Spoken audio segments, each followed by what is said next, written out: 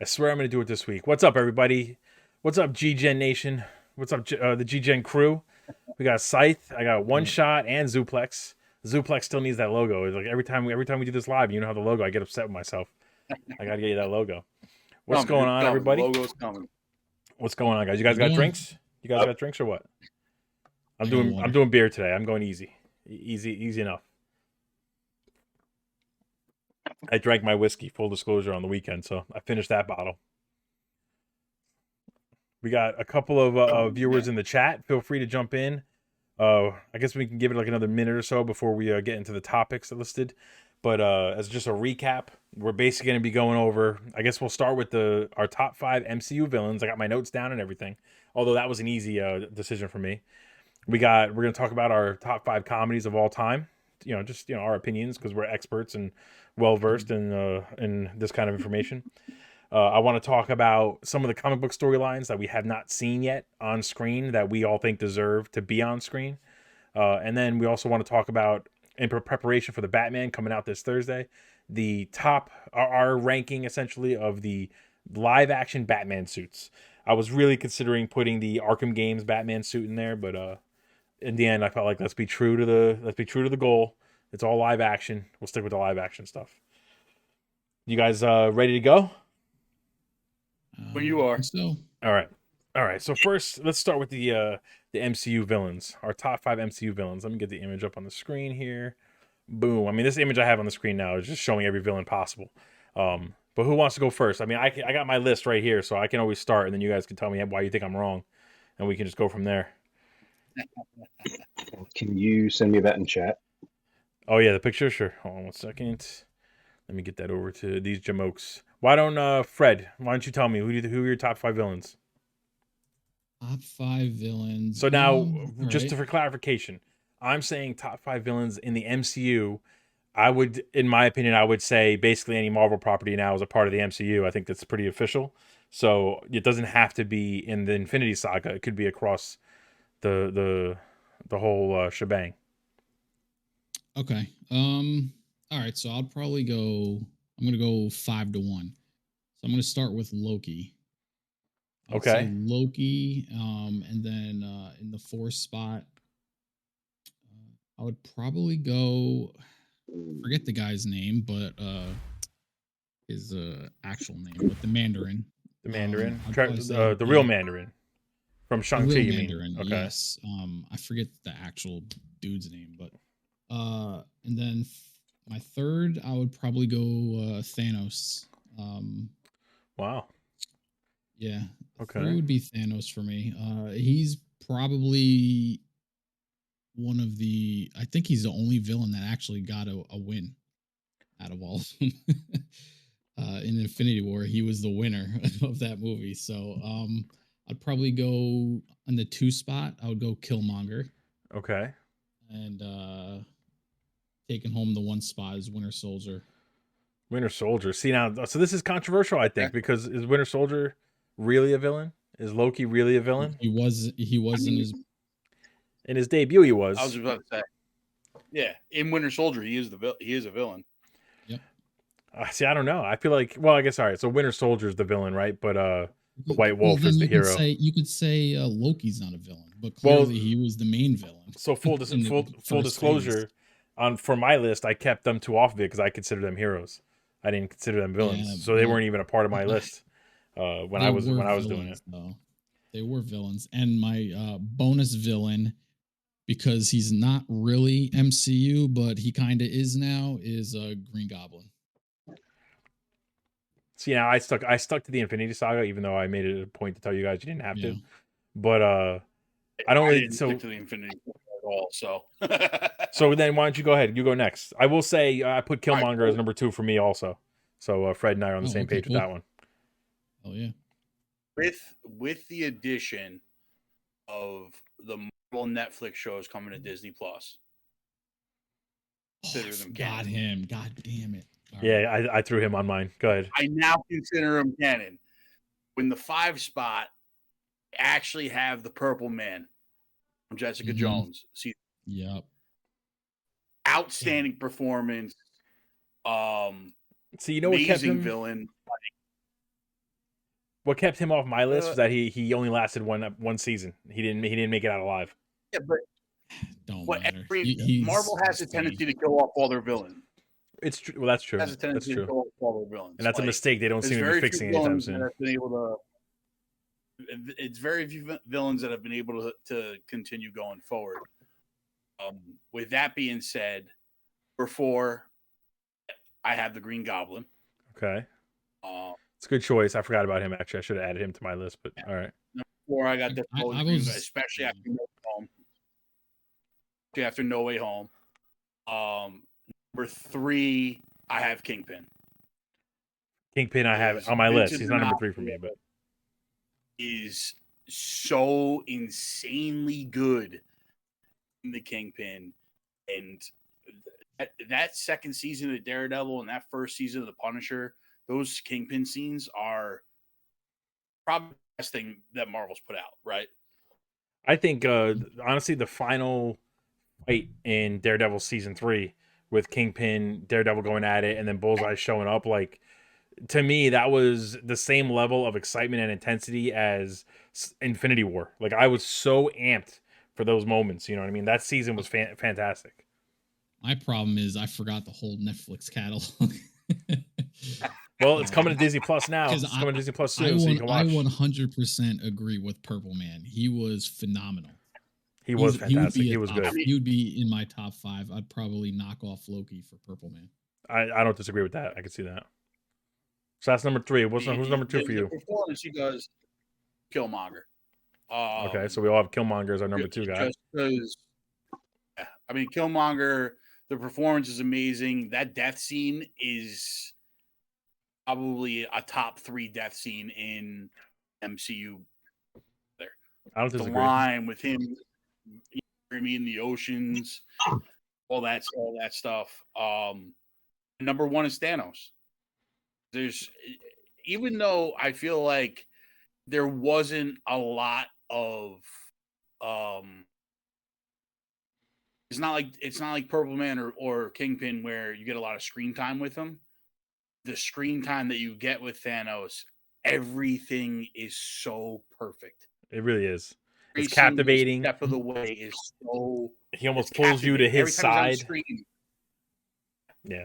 Every time he's on screen, like, even though he's probably got like 40 lines in his whole appearance, every line he delivers is meant with purpose. It's magic, yeah. And you believe that he is like the Titan. So, all right, you guys got some good points. Steve, what do you think? What are your top 5 MCU villains? Some of my favorites. So this is going to be very biased. They're all biased. This is all biased. It's all our opinion anyway. I'm going to start at number 1 and go with Hela. Okay. All right. That's a good choice. Number 2 would be Thanos. 3, Killmonger. Okay. 4, Loki. 5, the Grandmaster. The Grandmaster. That's an out there choice. He was very charismatic. I'll give you that. He was very charismatic. I loved him. I respect it. I don't hate it, honestly. And he's one of the few villains that, as far as we know, has survived still, so can easily come back. And I'm pretty sure he is coming back for at least a cameo in Love and Thunder. So he's not gone yet. I like how Steve just picked 3, probably 4 Thor villains. Yeah. I guess clearly you liked Ragnarok a lot. Loved it. Exactly. I think Hela is a good choice for, in my opinion, for like a villain that made an impact with not much screen time or not much of a part to play, I guess, overall. So well, I mean, you've had multiple people that tried to lift Mjolnir. Yeah. And can't even touch it, and she just destroys it. Right. Mm-hmm. She was, and that was just pure strength. Amazing. That wasn't even whether she was worthy or not, just pure strength. She just stopped it in midair. Like, so, I don't think it could have defeated her without causing Ragnarok. Right. Whereas, Thanos got his head cut off. I went with, for my top 5, I tried to think more of in my opinion, what I felt were the most charismatic and most thought-provoking villains, I guess. So I have Thanos as number 1, just because I kind of agree with you, Fred. He's one of the few that got a win and you just don't see that too often these days, especially at a win at the level that he got it. I put Killmonger at number 2 mainly because I wanted him to win. I almost was like I preferred he end on top in his movie, and then we see him again for another movie where they're trying to figure out how to deal with it. And in the end, you can almost say he did win because his whole thing was he wanted Wakanda to help the world with their technology. And even though he died, that's exactly what ended up happening. Wakanda ended up announcing to the world that they were going to be around. True. For number 3, I put Zemo because he's another villain who got the win. He may have gotten captured, but he did exactly what he wanted to do, and he split up the Avengers. And even in the Falcon and Winter Soldier show, he basically was always ahead of everybody. So, he was in control at all times, essentially. So I like him as a villain. I put Kingpin because again, Vincent D'Onofrio, I think, absolutely won that role. It's his role until he decides someone else can play it, which is going to be a long time. It's some of the best TV Marvel properties I've ever seen. And he also basically won. I mean, he destroyed Matt Murdock's life for a while. I mean, he basically got everything he wanted for a good chunk. So, and then most of season 3, he went. Yeah, almost all of season 3 until maybe the final episode. He was always ahead of everybody else. And then for my 5th spot, I put Ego, just because I'm a big fan of Michael Douglas or Kurt Russell. I mean, and I feel like Ego, to me, his whole dynamic with Peter Quill was just entertaining to watch. And again, you almost kind of rooted for him a little bit. He was so friendly and charming. So that would be my top 5. I like Ego.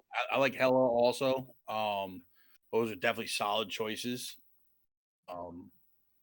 Yeah, I mean, going forward with villains, I feel like are always the more exciting characters to have. That's why I get upset with Marvel so much for killing off all their villains. Yeah, because Agreed. like you said, I would love to see another movie with Killmonger in it. Yeah, I mean think about how exciting it was to see Killmonger in the What If show. And that was just an animated show, and as far as we know, his character has nothing to do with anything coming in the MCU.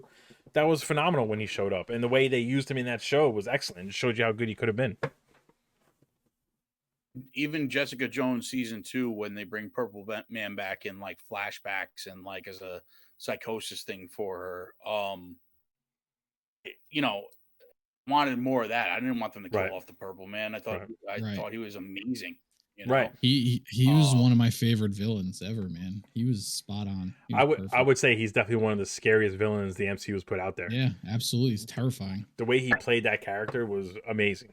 So good. David Tennant is amazing. He's an amazing actor. Yeah, David Tennant's amazing actor. So for all our listeners, if you haven't watched Jessica Jones season 1, it's coming to Netflix. I mean, it's coming to Disney from Netflix. I think middle of the month. Yeah, this month in 2 weeks. March 16th. Yeah.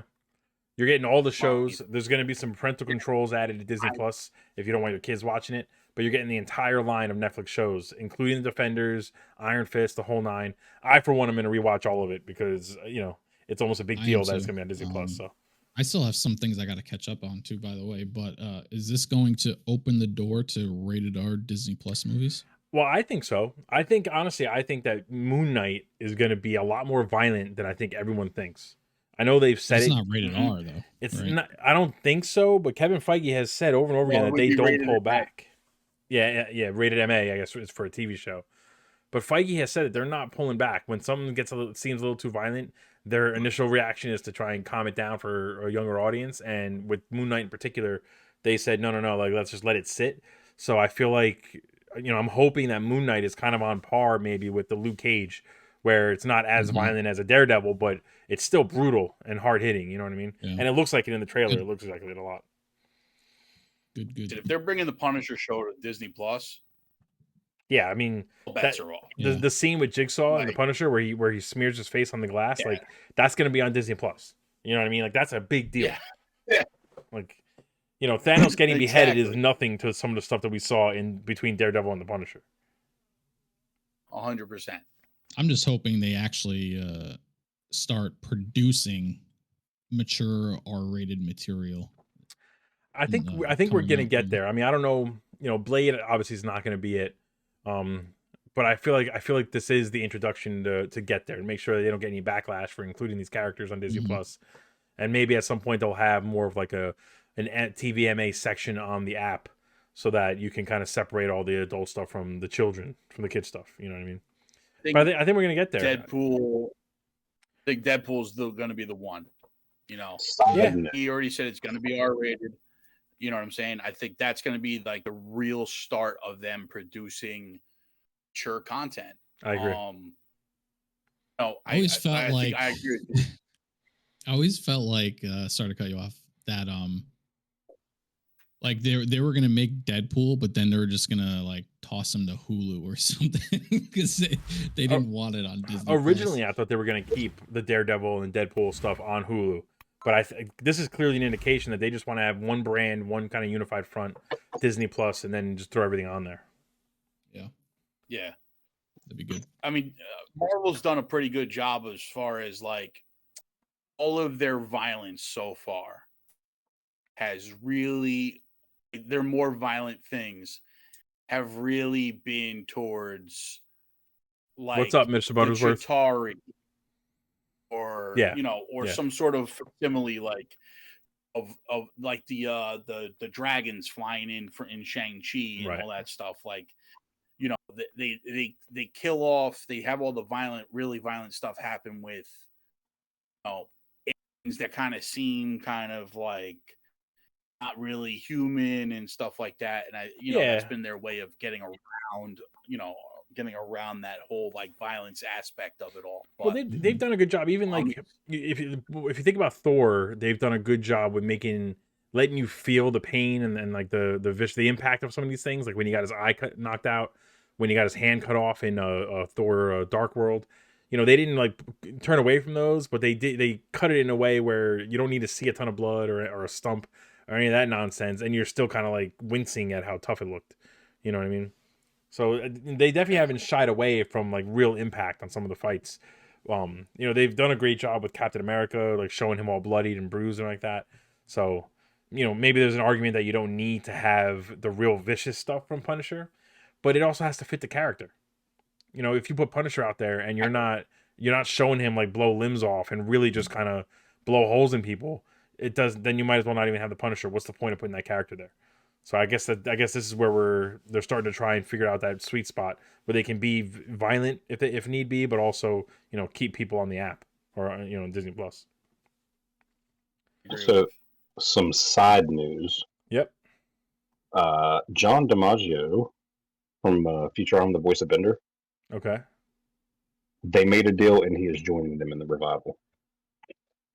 Really? I think I missed that. He was the only one that was holding them up on the original cast. It was announced wow. today. Is that coming to Disney Plus? I mean, you never know.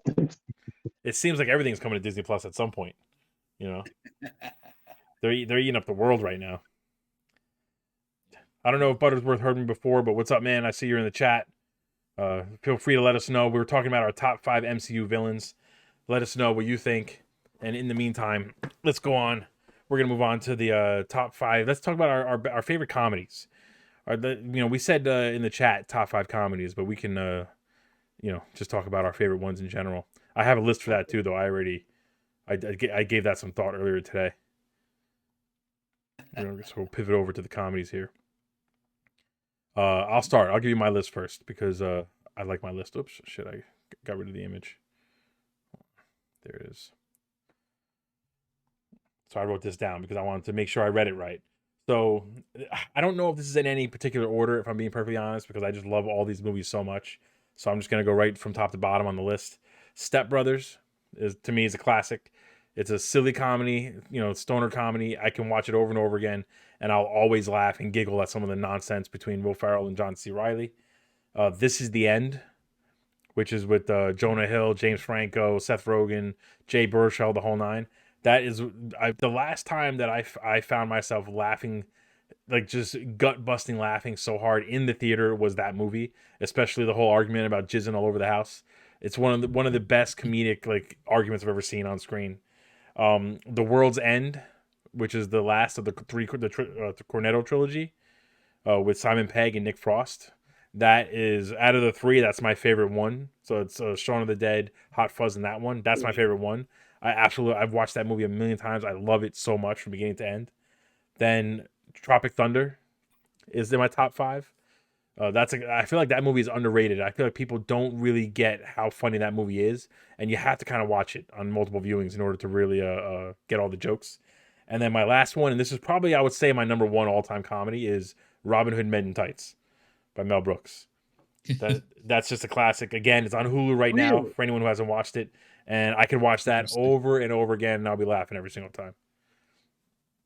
But before we get to your guys' lists, real quick, Buttersworth just threw out there his favorites are Ace Ventura, Harlem Nights, Half Baked, The 40-Year-Old Virgin, and Step Brothers. So Buttersworth and I also agree on Step Brothers too.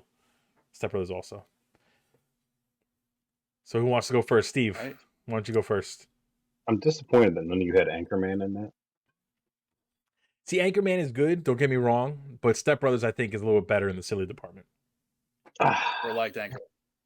I love Anchorman. I think it's one of the most quoted movies that we said growing up. Very quoted. I will say, when I saw the first Anchorman, I didn't see it in theaters. I saw it at home. I think it was I just had surgery on my wrist, so I was just watching it like in bed, and I didn't laugh once until Jack Black kicked the dog off the bridge. Suddenly, just that one moment made me laugh so hard. The entire movie became hysterical. I just couldn't stop laughing the rest of the time.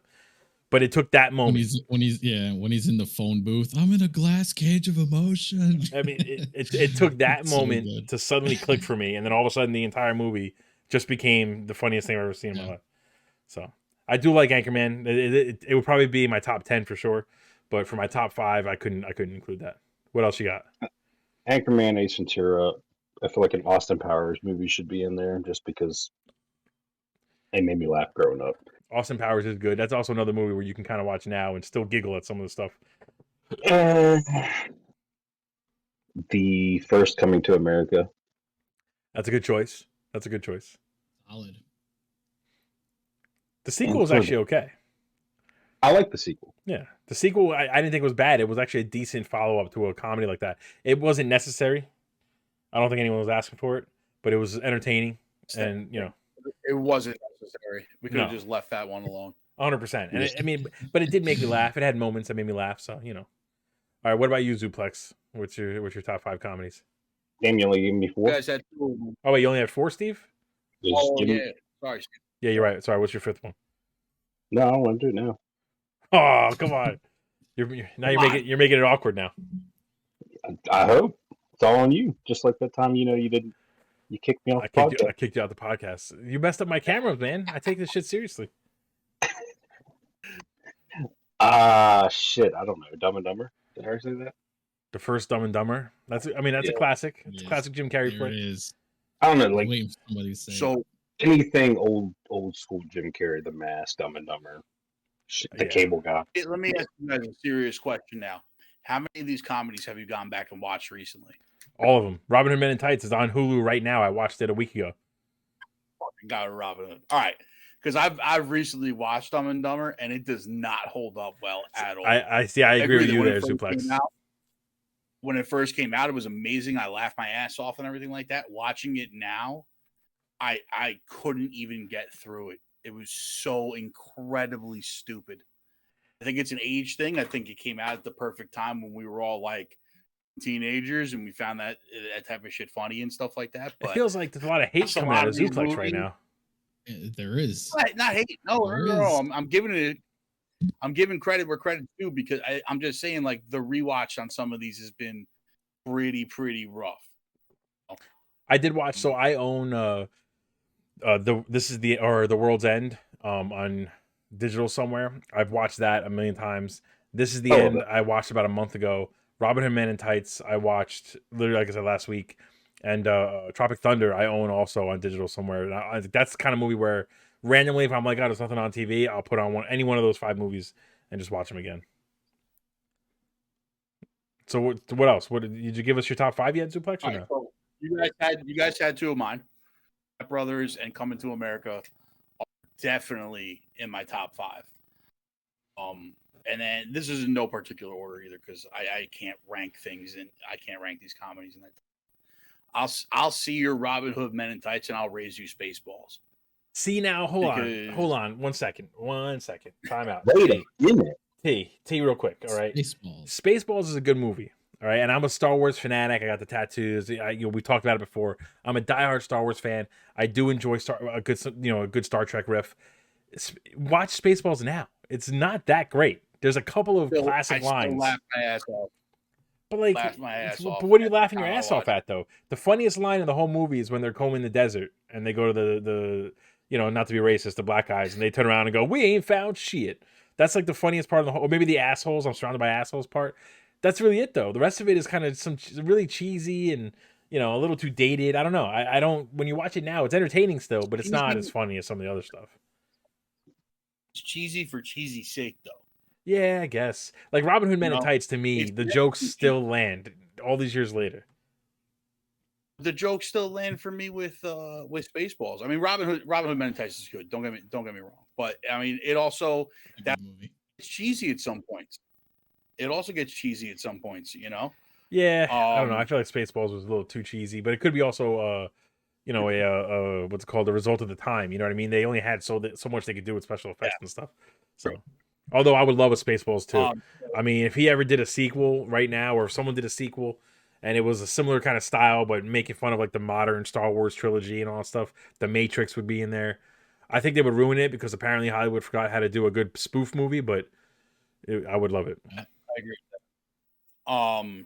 After that, Alpha and Robert Downey Jr. If you've never seen it, wait, Due Date? Is that what you just said? You broke up a little bit. Did you say Due Date? Due Date's awesome. Due Date. Due Date is funny. Due Date is one of the funniest movies I've ever seen in my life. But see, I don't know why. Due Date was like similar to Hangover, where there's some really funny moments, but I don't know if I would say the whole movie was that great. That's my opinion. Yeah, I love Hangover. I laugh my ass. Downey playing the straight man to Galifianakis is like the perfect straight man to be playing him against him. I think I will say the funniest part of that whole movie is when Downey gets so frustrated with that Galifianakis, he spits on the dog. That is one of the funniest moments when he like tells him off and then just spits in the dog's face, and Zach Galifianakis' response of like, oh, like it's just that is, and when he's like, don't. When he says, if you hand me that dog, I'm gonna rip it in half. Like that's just nothing like Robert Downey Jr. really getting angry and agitated. Yeah. I mean, like, listen, that movie. I don't know what it is about it. For me, it makes me just laugh. Just watched it again the other night too, and I laughed from beginning to end. I would watch that one again. I haven't. Is it on a streaming service somewhere? I haven't seen it. I own it on digital. I'm not sure. I'm sure it is. I'm sure it's on something somewhere. It was on Netflix for a while, if I remember correctly. How many? I watched a couple on Netflix. How many did you name so far, Zuplex? Is that 3? It's 4. 4? What's your fifth one? That was 4. And then my fifth one is actually it's Shaun of the Dead. All right, I can't argue with that one. I mean, between Shaun of the Dead, Hot Fuzz, and this is the end, or The World's End. It's like any one of those could be classics. I mean, those are all great movies. Excuse me. So, what about you, Scythe? All right.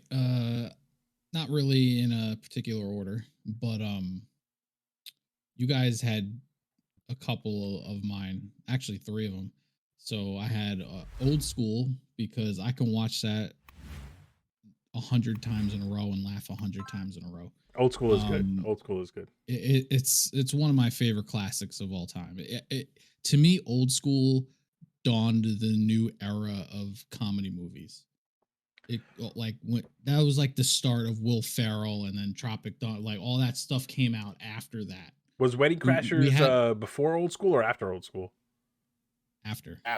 Yeah. So yeah, you're right then. Old School, I think, brought the R-rated comedy back into like the main screen. That's why they started calling all those guys the frat pack. Right. Instead of the brat pack. Yeah. Yeah. So yeah, Old School's I love that movie. Step Brothers, sticking with Will Ferrell. Again, I could quote that movie. I can just watch it 1,000 times and just laugh. It's just so stupid. And then Tropic Thunder was the other one. I forget who said they had that. I did. Yeah, I did. A fellow Tropic Thunder fan. That movie's amazing. Yeah, it's a masterpiece. It really is. It's a masterpiece, and it brilliant. couldn't get made today.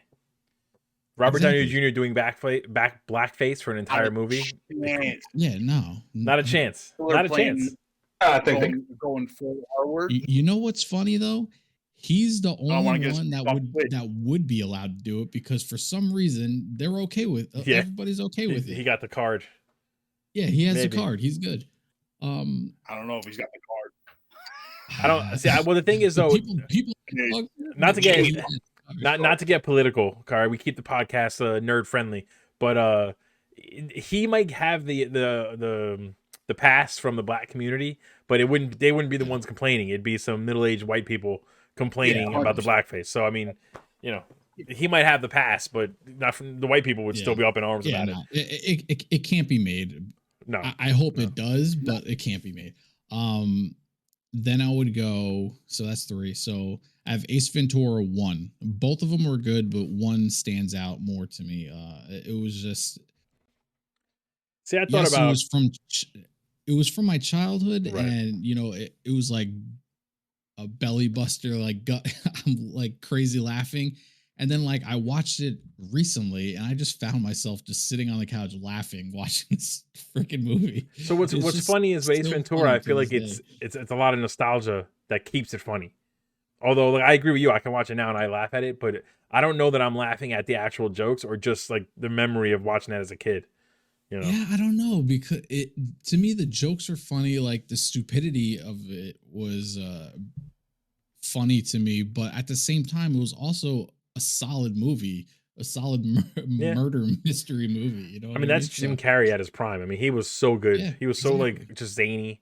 Real quick before you keep going, Mr. Buttersworth just threw out there, it's Mega Mage. She went from suck to blow. Classic Spaceballs line, which it is. That is a classic line. Spaceballs.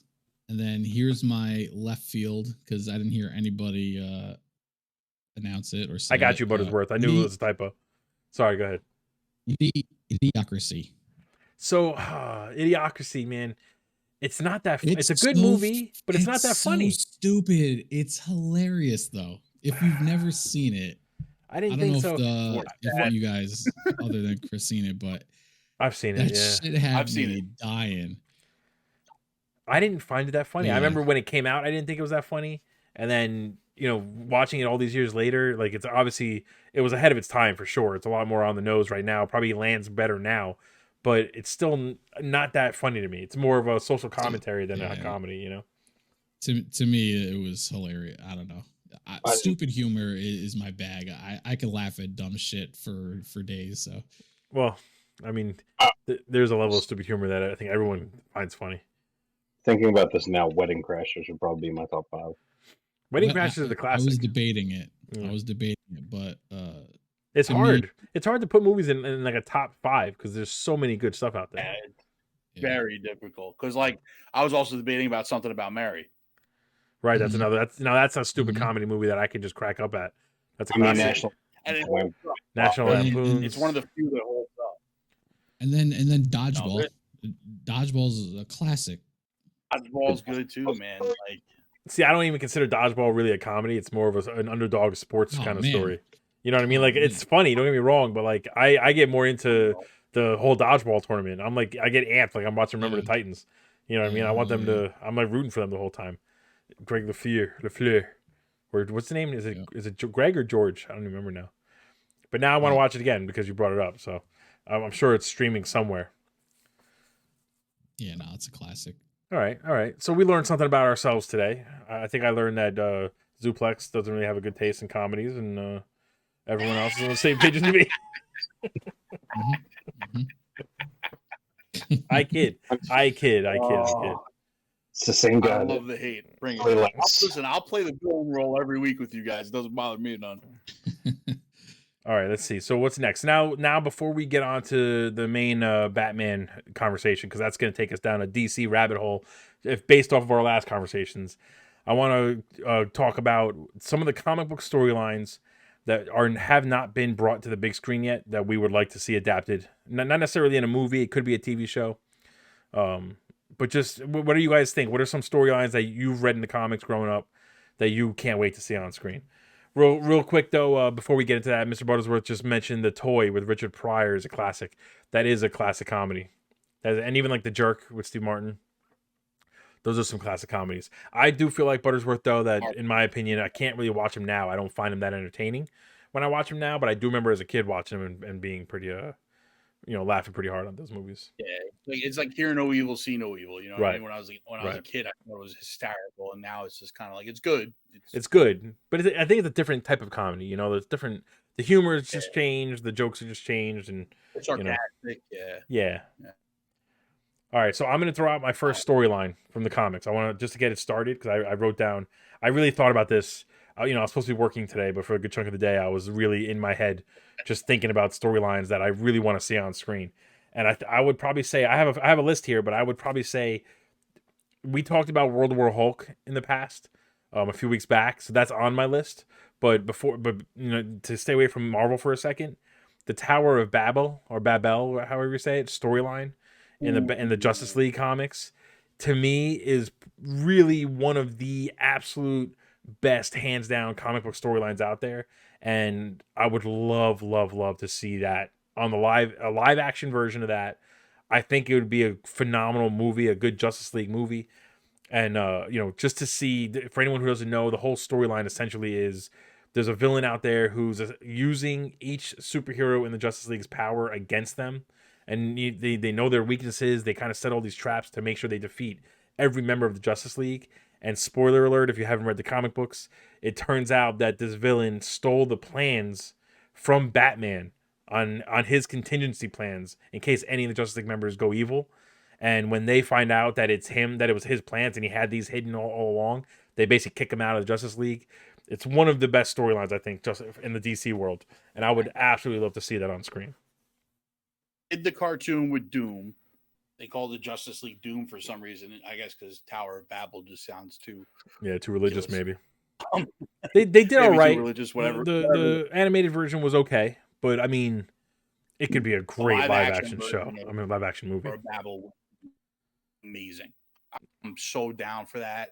It would be amazing. That's what a Justice League movie should be. 100%. But again, it can't be like they can't announce tomorrow, we're doing another Justice League movie in a couple of years and it's going to be Tower of Babel. You have to give each hero, you have to get us to connect to him. You got to build up to it. But the same way, like to me, Tower of Babel is your Captain America Civil War. You know what I mean? That's you build up all these heroes, you build this like universe, and then you give us this movie where they're all basically fighting each other. And in this particular case, they don't even realize that they're fighting one of their own because they think it's a villain who's really hatching these plans. You know what I mean? It would be fantastic. So that's my number one choice for comic book storyline I want to see on screen. Like that. I'm gonna let Steve, if you want to. What you got, Steve? Have any? I don't really know. I'd like to see something with Anti-Venom, actually. I would love to see something with Anti-Venom. Mm-hmm. But Tom Hardy can't be in it. If I didn't make that clear, I don't like Tom Hardy as Venom. I don't like him as Venom. I just want to make that clear. Tom Hardy is a terrible Venom. I mean, he's an okay Eddie Brock, but he's a terrible Venom. He really plays Venom. I fucking hate it. I hate it so much. It just gets under my skin so much. I hate it. Yeah, I don't like how he. I don't like how he the way he talks when he's infected with Venom. Yeah, I do think it drives me crazy. I want them to your point, Steve. Yeah, we don't know if it's Tom Hardy, but he's the face of Venom. It's not like what Marvel does with the Hulk, where like they like digitally like kind of represent his face a little bit in it, all CGI. So I don't even know how much you could blame on Tom Hardy. Yeah, but if do you blame the Ang Lee's Hulk being so bad on anyone else besides Eric Bana? He didn't physically play the Hulk in that movie, but if you're saying the Hulk in that movie sucks, you're thinking Eric Bana. You know what I mean? Tom Hardy is connected to Venom. That's just how it is. Well, I'm thinking when I talk about that first Hulk movie, I'm thinking Ang Lee sucks. But he doesn't suck. Eric Bana for an terrible portrayal of Bruce Banner. I'm really looking for the Hulk. I'm Ang Lee for the Hulk. Maybe that's a bad example. I do like the idea, though. To your point, Steve. I like the idea of building out like a Venom. Maybe not like a little sub-universe, but having different Venoms come in or different symbiotes come in, and Anti-Venom would be huge. All done with Tom Hardy. If it's Tom Hardy though, if it's like if they say Anti-Venom is the bad guy and it's Tom Hardy playing Eddie Brock, the evil version of Eddie Brock, and then Venom and also the evil version of Venom, forget it. I'm out. I'm burning the theater down. I swear. I'm not doing it. It's a Venom verse movie, and it's all Tom Hardy variants playing each role. Forget it. Forget it. I will never even acknowledge that exists if they ever announce that. It will not be on my show. I'm telling you. Real quick, Buttersworth threw out he wants to see Age of Apocalypse, Onslaught, live action, Frank Miller, Batman. I mean, those are all, I think, classic choices that I feel like have been thrown around a lot. What about you, Scythe? What do you think? What do you got? I have two. One is I want to see Young Justice in live action. Yeah. Okay. I think that whole group is just phenomenal, and how they're like training with the Justice League, and then they end up doing their own missions and everything, and having to learn how to work as a team. Just seeing all the sidekicks together, and then kicking ass without their counter, their mentors is just awesome. I would love to see that live. We could get that, and then they could easily build up to it for sure. And they kind of like tease it with like the Titan stuff, bringing in like Nightwing and everybody. But I mean, Titan is basically supposed to be a live action Young Justice. It's just done terribly. So yeah, I like to see much better. It's done like a high school play, apparently. Yeah, they do it brilliantly on the cartoon, and I would love to see that version of it in live action. And can we get a friggin' Gambit movie, for fuck's sake? Like, I would give up. Just give up on it. I don't think it's gonna happen. I can't. He's so important to the X-Men, and he got neglected every freaking time. See, but for that now let me ask you this question though. Let me ask you this question though. I agree with you. Let me just put that out there. I agree with you. I love Gambit. I liked him as a kid in the Sega Genesis X-Men game. I loved playing as Gambit. Phenomenal character. But if they announced, I'm sorry, I don't know why I have a weird accent. Too much beer, maybe. If they announced Gambit is coming to a live action movie, to the MCU, whatever they said, but it wasn't Channing Tatum, are you still as excited? Fine. See, yes. For me, I'm almost not as excited, because a character like that, to know that there's somebody out there who loves the character so much and wanted so badly to play the character that he got depressed when it didn't happen and like almost quit acting. It's like, if that guy's not the one playing him, the same way as if Ryan Reynolds is not playing Deadpool, it's not going to be a good Deadpool. You know what I mean? It's the same thing, I feel like. But at the same time, the character deserves justice. It deserves to be on the big screen. I think we are going to see a version of Gambit, but as a secondary character. Completely write him off. I agree that Gambit deserves to be on the big screen. Don't agree that he deserves his own movie. The reason I'm saying that is because Gambit as a character doesn't have a extensive backstory. He doesn't have his own villains. He doesn't. You know what I'm saying? I love him as a part of the X-Men. I love the dynamic between him and Rogue. He really his whole point of his character really is as more of a love interest for Rogue, and someone who pursues her even though she doesn't feel like anybody really wants her. So it's like he's kind of that reminder that there is somebody out there for everybody, like for her. There was a comic run. I forget the whole story, the whole premise to it, but it was basically like the Collector was coming, and it wanted I forget what the Collector wanted exactly, but it was something from Remy, and his brother had to go to Westchester to go get Gambit and be like, yo, this dude's looking for you. And all of a sudden, the assassins came, and they were like jumping through portals trying to get him. And it was such a cool comic book, man. And just seeing him be able to shine alone because he's been so neglected and then jump into the X-Men would be cool. I mean, I don't disagree. I love the character. I just don't. I agree with Zuplex in the sense that I don't think he's going to get his own movie. I think we'll get a version of Gambit. It'll be a secondary character, maybe like a Scarlet Witch type character on the X-Men side, but it's not going to be. I don't think they're going to give him his own movie. I feel like if they were going to do that, it would have happened already with Channing Tatum. To have an actor who wanted to play it that badly and then for it to fall through, to me means that some creative mind didn't think it was worth it. I think what happened was that. I think it was just a weird period of time because they were in the process of selling the company. Yeah, I mean that's possible too. Here's the problem too: is like and as much as I would have loved to seen Channing Tatum in as Gambit in a movie, again, I don't know where the writing direction would have been for a standalone Gambit movie. Like, who's the villain going to be? Like, are you just going to show him like street hustler in Louisiana for however long and blah, blah, blah, blah, and then he gets picked up by the X-Men? Like, I don't think it's a strong enough premise. What if you give him a show, though? Movie. I think he's good enough for a Disney Plus show. I would take a show and then add him to the X-Men for the movie. I would take that in a heartbeat. I could see I'm that. not against that. Yeah. I'm not against that. See that you know what I'm saying? You could do a lot of cool things with him being in a show and stuff like that. What else? What other storylines? Standalone movie. Yeah. Zuplex, you got anything? You got one that you want? I've got like 7. Yeah, I wrote a whole bunch down actually. First and foremost, wait, hold on, wait. 1,000. Wait, go ahead. What's up, Steve? See? I said just ask the comic book guy if he has one. Good, comic book guy. That's why I let you guys all go first. You know, well, listen, you want to hear mine? I have other ones. I wrote down a few that I really want to see. We might cross over here a little bit. So we talked about World War Hulk in the past. I don't know what shot or site if you were on the chat when we talked about. Oh, real quick, I see Buttersworth. He mentioned he would like to see Willem Dafoe as the Joker in a Dark Knight Returns movie. We talked about this in the past too. I think that Willem Dafoe could be a great Joker, but I don't know if I want to see him separate himself from the Green Goblin anymore because it was just flawless, the Green Goblin. So, I don't know if I agree, Buttersworth, but I'm not the main voice in that category, I guess.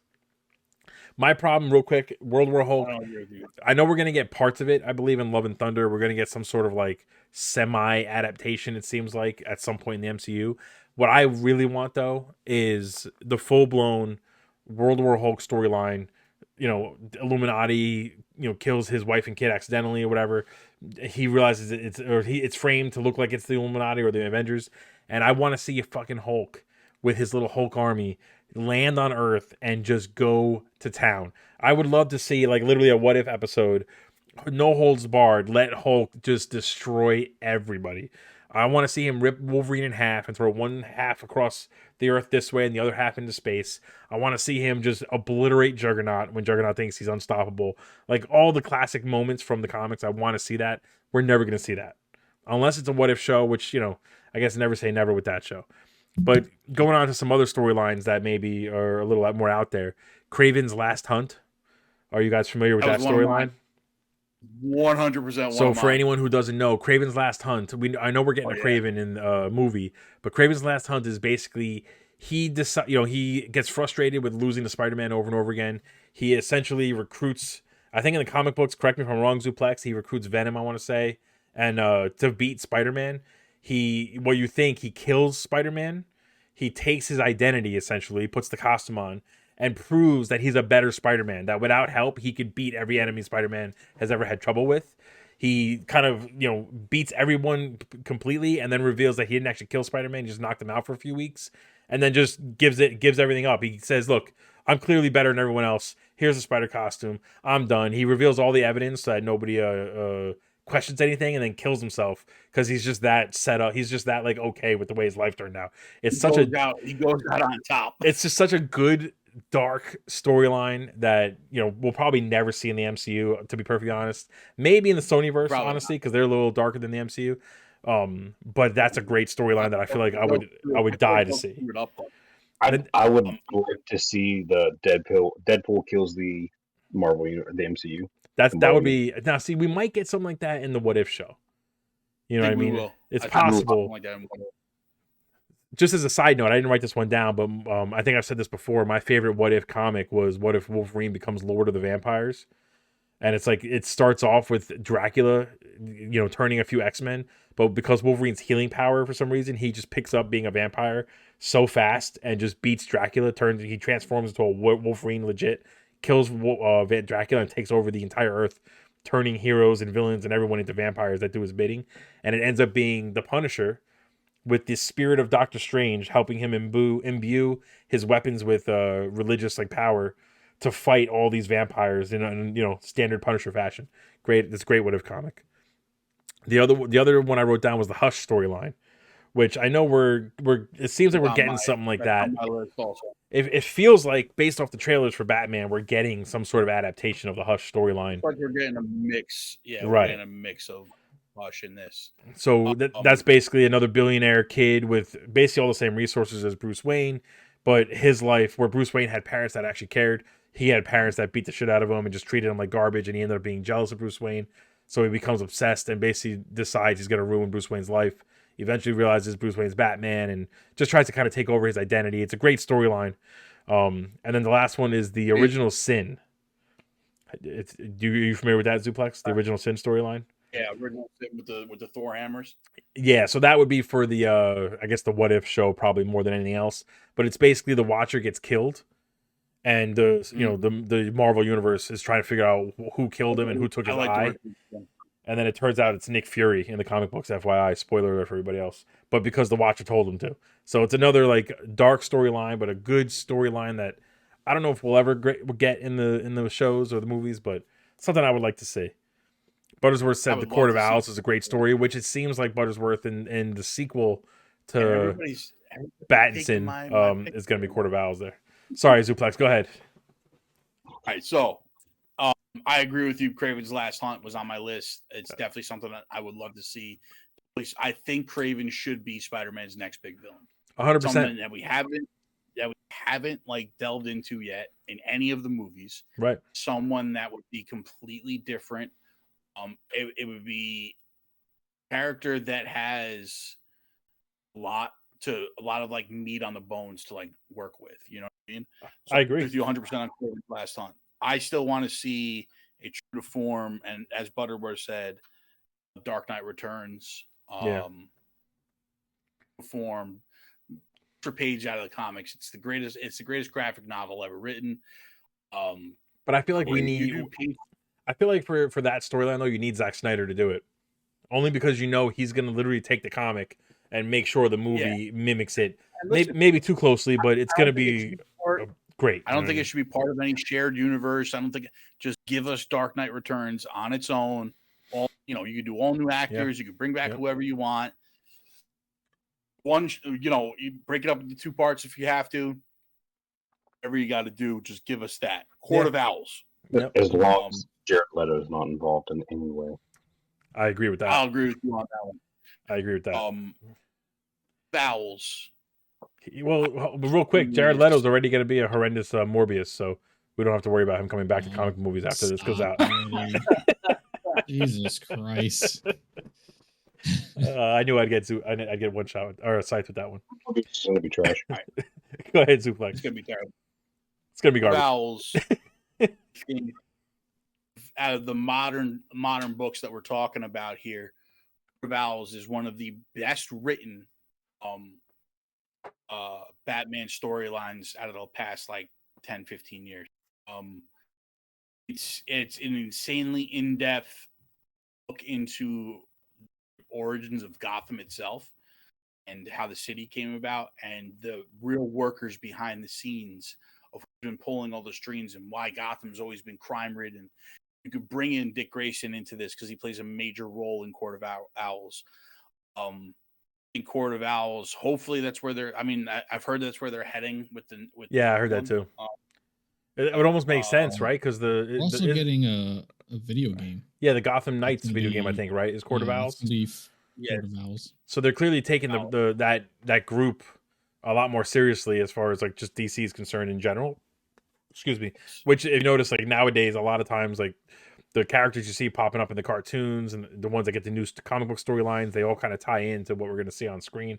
It's all like kind of testing what we want for different platforms, Buttersworth just said on a side note, if they ever do a Flash Gordon reboot, I'd love to see Gerard Butler as the villain. That would be epic. That's actually a phenomenal choice for Ming. A phenomenal choice. Gerard Butler is Ming? Yeah. Bro. Come on. Although I guess he's got to be Asian, doesn't he? Or is an alien, so they can do whatever they want, I guess. But that would be epic, though, Buttersworth. I agree with you, man. That'd be phenomenal. I feel like he could play a good Ming. Oh, going to Secret Wars. But now, do you think we're getting Secret Wars? Do you think it's happening? No, Wait, but I'm not going with the Secret Wars storyline. Okay. I'm going with an offshoot storyline involving Deadpool. Deadpool's Secret Wars storyline is Deadpool gets hired by Fury to invade a Skrull a warship, and the way Deadpool does it, it's just like, as you know, the Skrulls was genetically stealing powers to mimic powers Right. of all the heroes and everything like that. What Deadpool does is he sacrifices himself to get kidnapped by them, killing a bunch of them, and then pretty much letting them take him. And the way he defeats the entire ship is they inject themselves with powers. What they realize, and spoilers if anybody hasn't read it, it's it's a 10-year-old book. But, Hey, we go into full spoilers here, okay? I don't like to talk about shit in depth. What they don't realize is that Deadpool's healing factor is kept in check by his stage 5 cancer that he has. Right. And they all begin to explode with tumors immediately, because in them it's actually ramped up. That would be a very interesting storyline. I don't know. I don't know if that'll ever happen. I don't think they'll do it. Yeah, I don't know if that'll happen. I don't think they'll do it unless they introduce like a more adult version, like separate from everything else. Just like adult standoff, or I'm sorry, one-off shows or movies. Maybe they could do that, but I don't think we'll get that. I don't think we'll get it either. I thought they were already in production, or they were going to start production. Just started for Deadpool 3. Yeah. No, for Secret Wars. Yeah, but that's not the real Secret Wars. I don't think we're gonna get the legit Secret Wars that I wanted, but we'll see what happens. They did just start though. They showed Nick Fury. They showed Rhodey on set. You know what I mean? Don Cheadle. But interestingly enough, it's not called Secret Wars.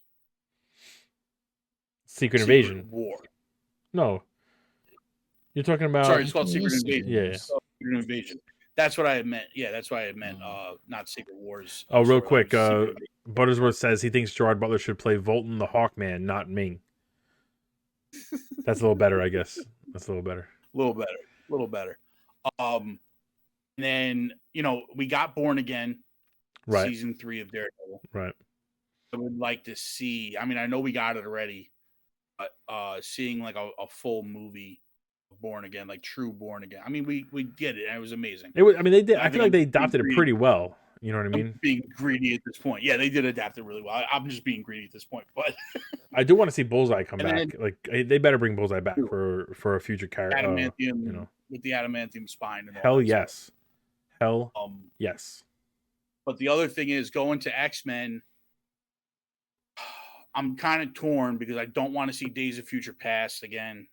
I don't want to do the time travel stuff. Like, I want to see Cable and Bishop. Like, I do want to see Phoenix Saga done right. We haven't. We 100% a good version. We haven't gotten a good version of it. I know we've seen it twice. It's been terrible both times. Like, let's get a real good Phoenix Saga. We definitely need a good Phoenix Saga. That's such a great storyline. It's such an important storyline, just for the MCU as a whole. Like, the fact that we have not had it done justice is nuts to me. And honestly, Apocalypse has always been one of my favorite villains, and I love Oscar Isaac, but he ain't it, man. That Apocalypse was just, it was so bad, man. It was the X-Men versus Ivan Ooze, and it just was not what Apocalypse should have been. You know what I mean? So I wouldn't mind seeing them revisit that. Look, I'd love to see them go back to Age of Apocalypse too, but I don't know if that's something that is just too far embedded into X-Men itself for it to be like a world breaker type of thing. Well, where you bring in the Avengers, you bring in everybody else. I think though, I think if you're gonna use Apocalypse again, he needs to be the main threat over an extended period of time, the same way Thanos was. You can't have him in for 1 or 2 movies, I agree with that, but my point is that, like, how do you? So let's say we do that. Let's say you do a bunch of X-Men movies, you bring him on as the new Thanos. 10 years from now, we get Age of Apocalypse the right way. You say, like, oh, Apocalypse is going to end the world, but by then we'll have the Fantastic Four, we'll have, Right. Nova and Right. all this stuff. Like, how do all of these other teams not join in the fight at that point? Well, they have. I mean, they would have to. They would. They would absolutely have to. And then you basically take away from the Age of Apocalypse storyline. Yeah. I mean, that's the same thing. It's the same argument when it comes to like a World War Hulk. You know, once you get all these teams involved, especially in the movies where they, you know, everyone's almost equally powerful. I mean, you know, they mention how like Thor's stronger than Captain America or Iron Man, but they still can go toe to toe in a fight somehow. You know what I mean? So, you know, I guess that's one of the reasons why we haven't gotten certain storylines in the movies, because you know, it's got to make sense within the world they built. So, and then I think so sticking with the X-Men thing, I think doing a real Avengers versus X-Men, like let's say you do Dark Phoenix, you can then transition that into an adapted Avengers versus X-Men storyline. Yep. I think we'll get that. I agree. Think that'll happen. I agree. I mean, they said, I remember years ago, once right when Disney first bought Fox, the big rumor was that we weren't going to get an Avengers style movie for a while. And then eventually it would lead, like, you know, they would introduce all these different sections, I guess, of the MCU, and then it would lead up to the next event movie was Avengers vs. X-Men. I could still see that happening. I mean, just because we're getting Xavier and Doctor Strange 2 doesn't mean that suddenly the X-Men are just going to be in every Marvel movie, that they still could have their own movies, build their own stuff up, and then down the road go full-blown Avengers vs. X-Men. I mean, only Kevin Feige knows, you know? And Kathleen Kennedy, I guess. I got to throw some DC love in. I think instead of doing the way you transition into like all these into like the new heroes and stuff like that, is you do Battle for the Cowl. Yeah, I mean, kill off Bruce. That's I mean, that would be a great storyline, to be honest. So, and that, to me, that'd be a good way to quickly bring the whole Batman mythos into the fold with every other character, and you know, include him in the actual overall universe. Yeah, I think that's a good way. Yeah, I mean, you know, there's a lot of storylines they can go with.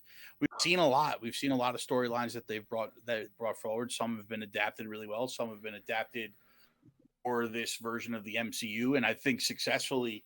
A lot of them have been done. Like Civil War, you know, I'm not mad at how they did it. No, they did a great job. They did a great job making it make sense. Job. I think just speaking of DC, though, I mean, what about the Injustice storyline? Live action Injustice. I'm not a huge fan of it. I don't know if it's One Shot's just not into it at all, man. Not into anything DC. He hates it. He hates all this DC stuff. But did you guys see the Injustice cartoon movie? It was awesome. I thought it was good, but I still even having that, I still would love to see a live action. I mean, I don't like Superman. I fucking hate Superman. Agree. So for me to see an evil Superman instead of like the garbage Superman we always get, I'm more into that than anything else. Absolutely. Yeah. And listen, the idea of the Injustice storyline is great, but like if we're gonna do Superman, I want to see him fight Brainiac, man. I want to see the Brainiac storyline. The Injustice 2 storyline brought Brainiac in. That's a perfect segue. Yeah, but I want to see Superman versus Brainiac. I don't want to see this cavalcade of like Jason and Harley Quinn teamed up with Batman fighting Brainiac. You know what I mean? Like, you know, I want to see. We have to agree to disagree on that one, because I actually really I love the Injustice storylines. Injustice 2 was an unbelievable storyline, I thought.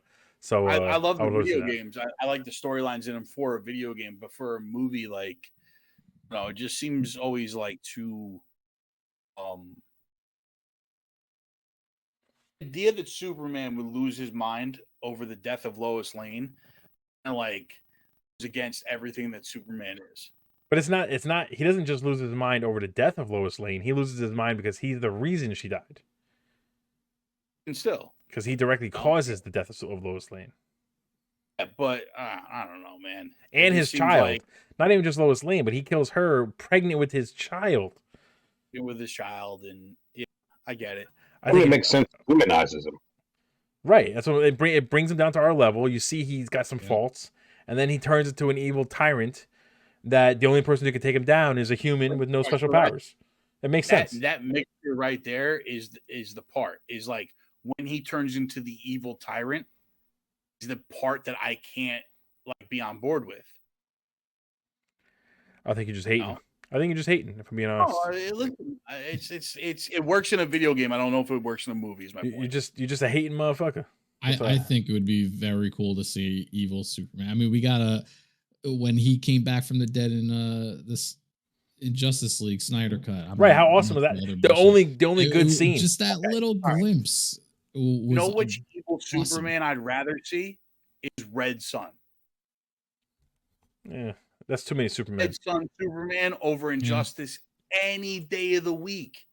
You know which one I'd like to see? Russian Superman. Wait, none of them. Yeah, Steve's gonna say he wants to see the one that's canceled and never comes back. Never comes back to the screen. None of them. So sticking with DC, let's get out to the topic of the night, the big one here. We need to talk about what we think is the best live action Batsuit. You guys all have the picture.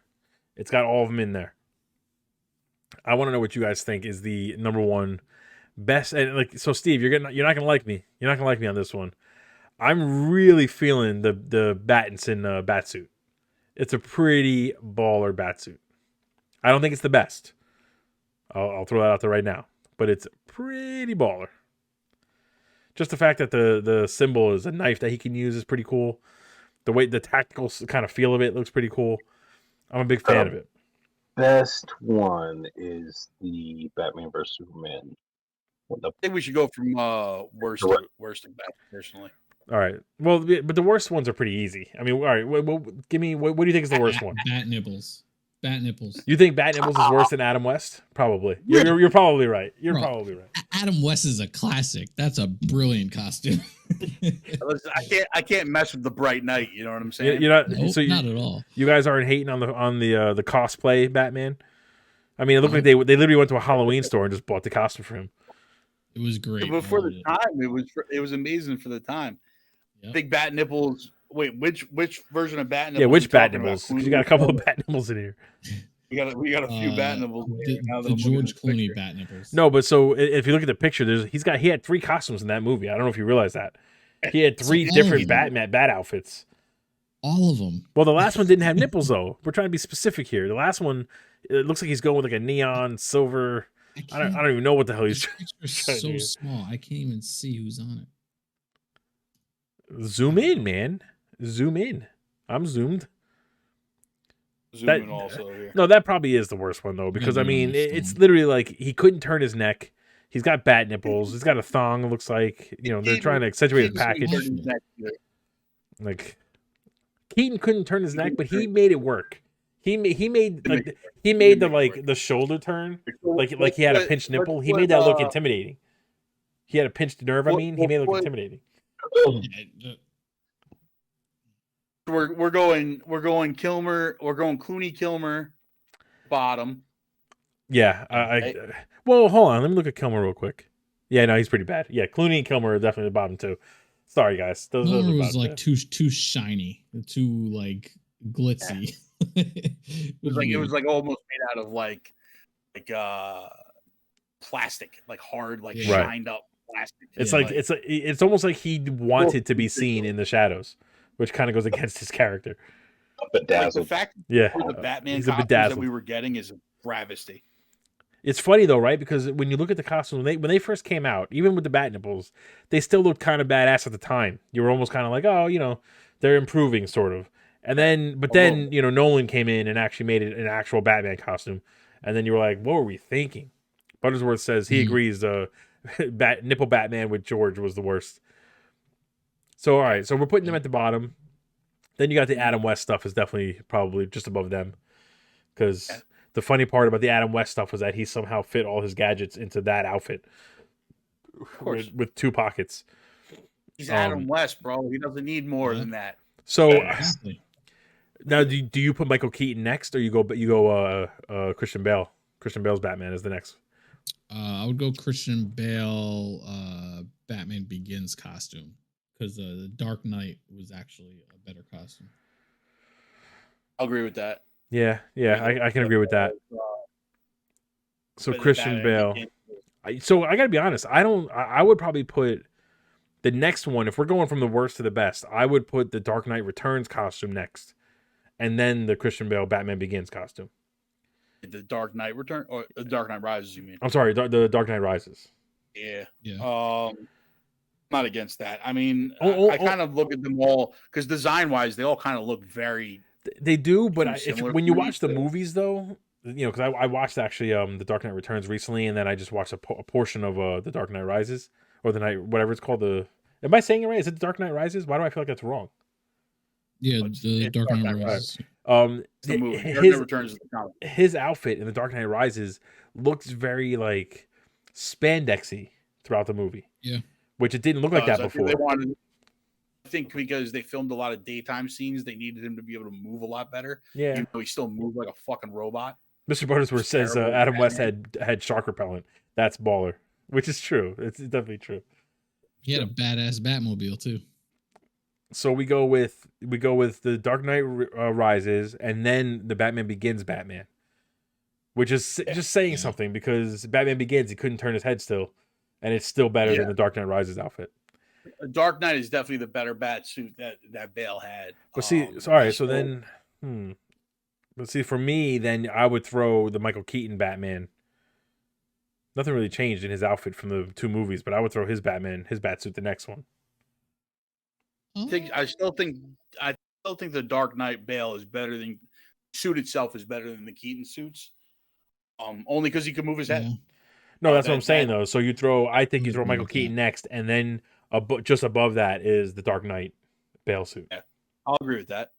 Down with that. I also think though I like Are we counting the shoot? Christian Bale had jeggings on in the Dark Knight Rises, Buttersworth says, which is that's what it looked like. If it's not true, I'd be surprised because that's what it looked like. What were you saying? And he's still moving a robot. Are we counting the his mech suit when he's fighting Superman? Yeah, that's a bat suit. In BVS. That's a bat suit. You count that one? Because I would probably say that's next and below the Dark Knight. Actually, you know what? Actually, no. If we're going by this picture, the Nightmare Batman suit is next because that is god awful. Yeah, I kind of agree with that. I would do that, and then I would do the mech suit. I might even put that below the Bale suits because it's so fucking bad. Yeah. It makes absolutely no sense. Because why would you have the Batman costume on right underneath a trench coat? Right. Why do you still have the cowl on? The world came to an end. They all know who you are. Superman literally calls you Bruce. You're not hiding your identity from anybody. I honestly wasn't even gonna list that one. I was trying to in the picture that was sent to me, so I'm just going off of that. Yeah. But if I agree. If we're gonna differentiate the metal, the Superman armor, you might as well differentiate. I agree. Nightmare suit. I agree. So you do the Nightmare suit, you do the armor suit, then you put the Dark Knight suit for next. Although, in my opinion, I would say the next one is the Justice League Batman suit. Because see, for me, the number one, I would say for the top three spots, number 3 is the Justice League Batfleck suit. Number 2 is the Dark Knight Bale suit, and then number 1 is the Batman vs Superman Batman suit. Because that suit is friggin' amazing to me. I love that suit so much. You're talking about the robot one? No. The warehouse fight Batman. Oh, okay, yeah. Batfleck. That's number one. It has it has a hint of gray and everything. Yes, it's perfect. It's it looks like it's worn, but it almost looks believable that you can't shoot through it or stab through it, or cut through it, I should say. So this is also symbol is from the Dark Knight Returns, which I love. I love that fat bat symbol. It looks so good on the chest piece. And it's the most comic accurate Batman suit I think we've seen that makes sense in a movie. You know what I mean? Like Keaton's was super comic accurate, but it was also can look stupid. Especially when you watch now and you see him his whole body's moving and he's looking around when he's fighting people. Yeah. Buttersworth says, and I'm gonna say one shot. I'm gonna say I agree with this. Buttersworth says the Pattinson suit right now is probably the best suit in his opinion. And I know we haven't seen it in action yet, but just based off of the trailers, I gotta see that. It really looks pretty freaking phenomenal. It looks phenomenal. Is that the trailers out? No, that's actually not even on this picture. I didn't realize it wasn't on this picture. right? That's the Batfleck suit, right? Right. Based off the trailer, I would still say the BVS suit is still better. But I got to see that movie and really like get a good look Hold at on, it. I'm going to send you guys a picture of the Robert Pattinson one right now. Please don't. I feel like from the trailer, it looked like too plasticky. I don't know. It's not the greatest picture because it's got to be, imbued in red, but hold on, I'm sending it to the group right now. Got some pictures of it now. I like the cowl. I'll tell you that. Oh shit! Let me pull this picture up too so people can see. It looks too much like armor. I don't like it. Yeah, I'm feeling it for sure. I like the symbol, and I like that it's usable, as you say. But just looking at the picture, I don't know. It looks too armory, like he's just wearing a suit of armor and not really. Yeah, I'm not a big fan of the usable Batman. They're supposed to think Batman's a badass who doesn't need that shit. Of course he's got it, but it's not supposed to be on display like that. Agreed. I'm pulling it up now so the chat can see, so the world can see. I actually love it a lot. I think it's an excellent suit. I agree. I understand what you're saying, that it's, the whole idea of Batman is meant to make it almost feel like he's not human, which this obviously shows you that he's human. He's got armor and whatever. But your guys are saying that the Christian Bale suit is up there. That didn't make it seem like he wasn't human. That was the same thing. It was a suit of armor. You know what I mean? It was armor plated. Into reality a little bit and making it look like armor, because the reality if Batman was in reality, like he would be having armor on him. I'm not a fan of the symbol, only because historically, like the Keaton symbol, right? Like in the comics when his symbol was yellow, there's a reason behind it. And that's where he's most heavily armored. Yeah, they really got rid of that yellow after that. Well, but I think the idea though is that if he's supposed to be stalking the shadows, you don't want a bright light, a bright colored symbol on the middle of your chest. It's the opposite of what it is in the comics. Is that the whole point was he wanted that to be the only thing that criminals could seek, so they would aim for it if they shot him. No, that's true. That's where he's more heavily armored. That's the whole point of the symbol, right?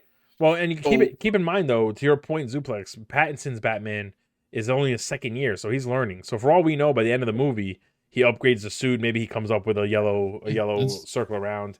I know one shot. Need a yellow symbol, but like I also don't need the symbol to be like a usable batarang that he like. It's not a batarang; it's a knife. It's a tactical knife. Just FYI. I know One Shot's loving this conversation because he's a big fan of the bat. The bat.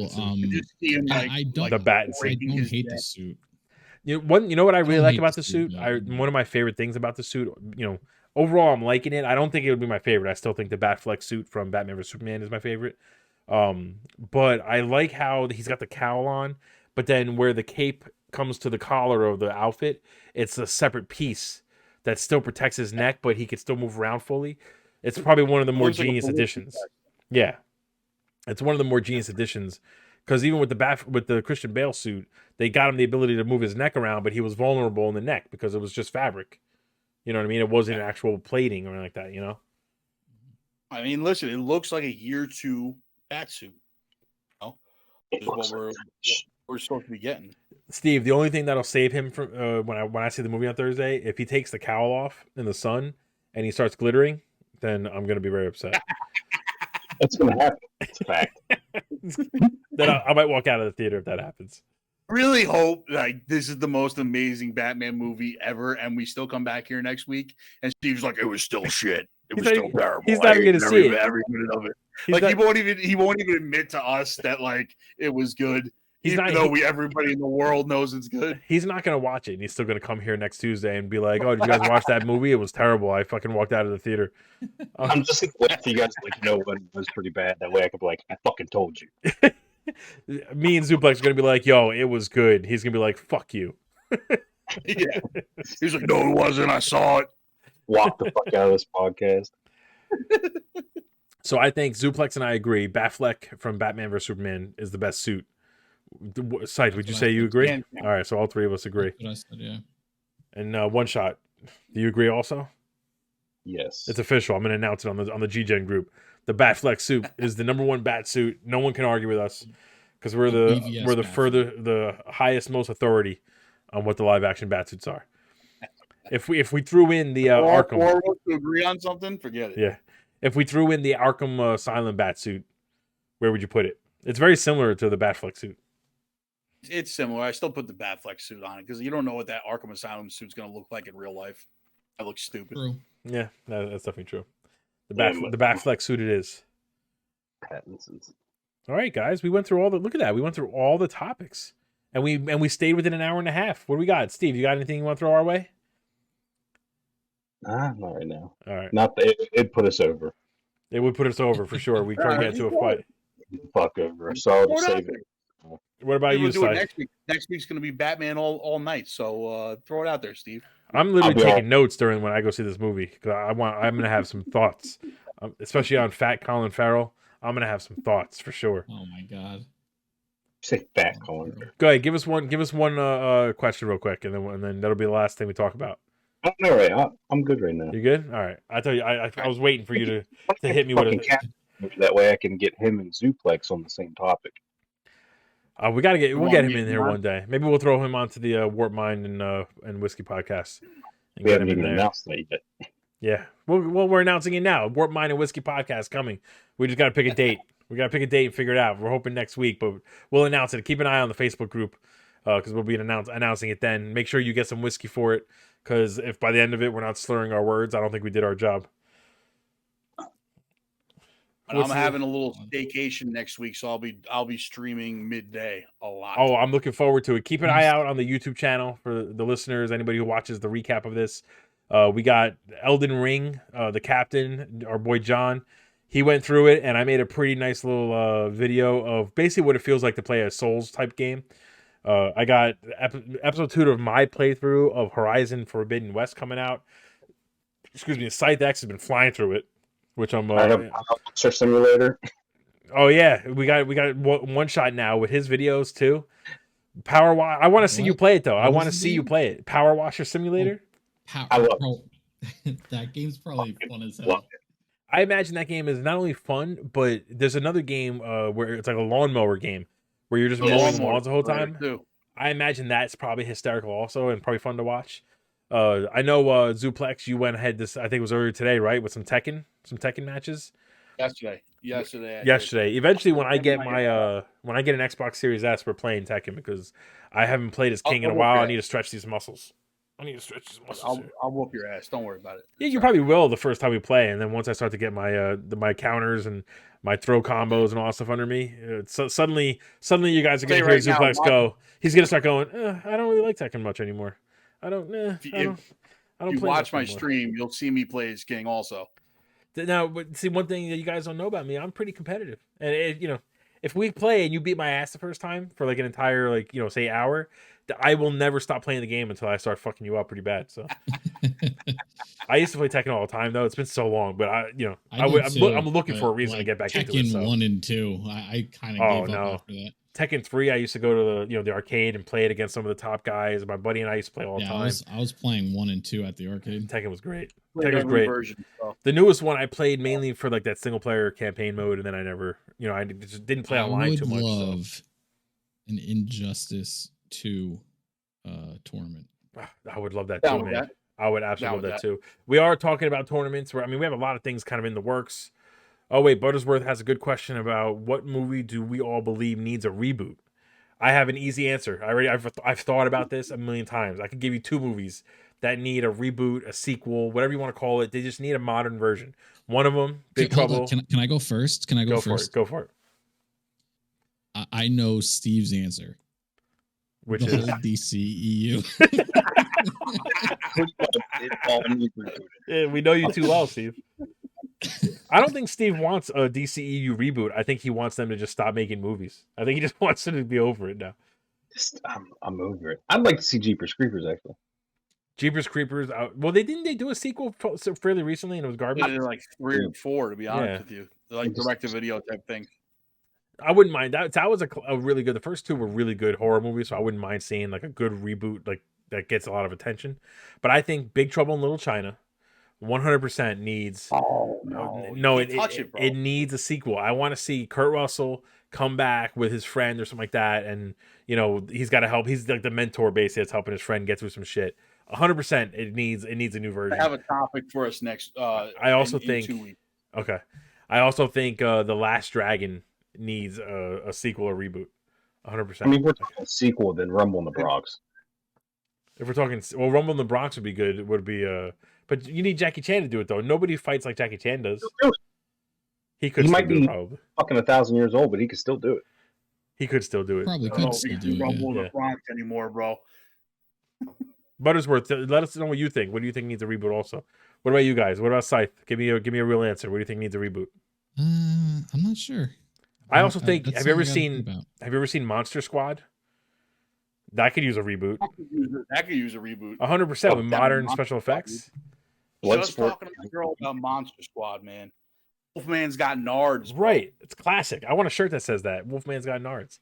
That could use it. Bloodsport's actually a good choice. Although he did try to reboot it with that movie, The Quest. You ever see that movie? No. It was basically Bloodsport, but it took place overseas. It was like 3 hours long, and it was just horrible. Bloodsport with Scott Adkins. Scott Adkins, 100% would be he. If he's not headlining the new Bloodsport, I don't even want to watch it. 100%. Yeah, and Jean-Claude's the villain. Jean-Claude the villain would be amazing. Mr. Buttersworth, Masters of the Universe is what he says needs a reboot. I agree. Yes, I 100%. We need a true live action He-Man. 100%. That actually reminds me, Buttersworth. I need to watch the second half of Masters of the Universe Revelations. I watched the first half, but I never watched the second half. I got a question for talking reboots. What's up? Do you think they could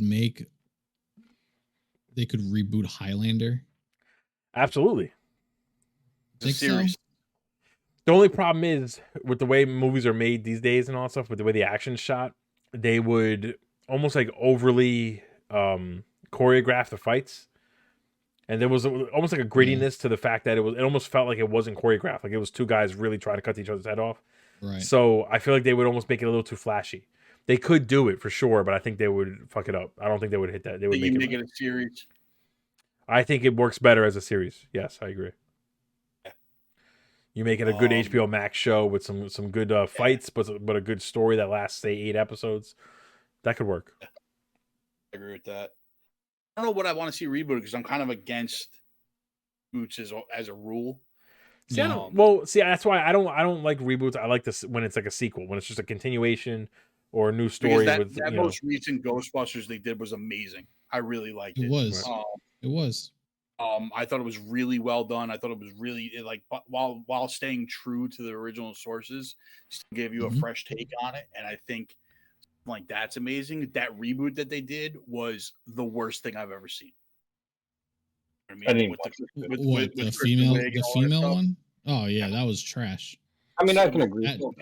Like I can do sequels and shit like that all day. Like I can Vampire in Brooklyn. Oh man. I love that movie. See, like there's certain things that shouldn't be touched though. You know? Yeah.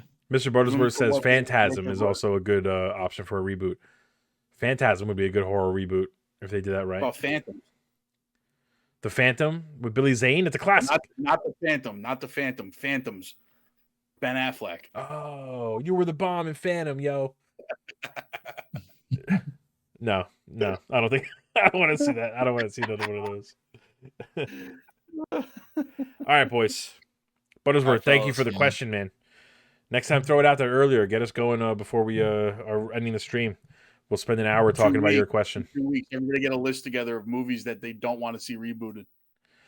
2 weeks. Movies we don't want to see rebooted. Easily. All of the DCEU. I want them to be canceled. Just fucking delete it. All right, fellas. All right, man. Boys, thank you so much. It's been a pleasure. A little over an hour and a half. This was a good stream. I love these topics. Buttersworth, thanks for jumping into the chat. Anyone else who was watching, thank you for jumping in. Keep an eye out on YouTube for recaps if you missed it. And if you haven't already, like and subscribe all over the place. Most of the action starts on Facebook and goes everywhere else. What's up, One Shot? Real quick. we also have a podcast channel now. So if you haven't, please follow us on all those channels, however you consume podcasts on your phone. Right, we're all over the place now. We got 2 podcasts going. We obviously have the Theater Room. We have the Multiversal podcast starring your man Scythe X. I'll be jumping on there at some point, Scythe, because we can debate some video game stuff. I also so we got Scythe X playing Horizon. I'm playing Horizon. We got the Captain playing Elden Ring. We got One Shot is going to be jumping on with some games. I know he's going to do the Power Wash Simulator, but I really want to see some Sea of Thieves out of you. And I know Zuplex did he's doing some Tekken, some other kind of off hours Tekken, I'm gonna do games. I'm gonna actually start streaming Elden Rings also. Nice, So nice. That's the kind of game where I will never play it, but I really like watching people play it. And I'm also gonna start doing UFC 4 also. No, I just downloaded that for free on the PlayStation because it was free. Me and my boys play that every Friday. We just beat the piss out of each other. It's a good time. I'm gonna start doing some live matches on UFC 4. Nice. Tekken. Nice. I may even jump back into Injustice 2. Yeah. Now's the time to do it, man. Download that. Now's the time I'm to gonna do it. download Injustice 2 because that game was too fun. It's a great fighting game. I'm also going to be jumping in with Sifu. I'm going to be adding that to the repertoire also. I'm a big martial arts fan. Anyone who's a martial arts fan knows that game, and I've heard it's very difficult. It's probably the only version of Elden Ring that I'll play. So I'll be playing Sifu. The only other version of Elden Ring that I actually played was or the closest thing to Elden Ring, I should say, was Star Wars Fallen Order. And, it's a Star Wars game, so I'm going to play it. All right, boys. Thanks again for jumping in. Thanks for taking time with me. Thanks for having some drinks, and keep an eye out for some future announcements. We have we're working on tournaments. We're trying to work on get-togethers. We're trying to work on another podcast, another new whiskey, Warped Minds and Whiskey podcast. So keep an eye out on the Facebook for all the announcements for everything coming up. And we'll see you guys next time. We'll be here next Tuesday at 8:30, and keep an eye out for Scythe on Friday with the Multiversal podcast. Hell yeah. Laters. Later.